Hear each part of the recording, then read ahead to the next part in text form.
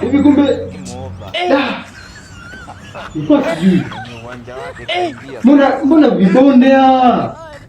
Yaani mimi nimewekea Mbeya City kumbe Simba amepata kibonde. Mbona ningewekea Simba bwana?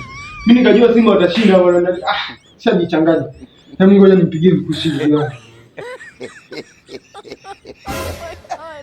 Mkushi. Usiamini timu yoyote ndugu yangu. Mimi niliamini kwamba Mbeya City ndio itakuwa wamepigwa na Simba. Simba sisi siku zote tunajua ni kibonde. Wakikutana na Yanga wanapigwa.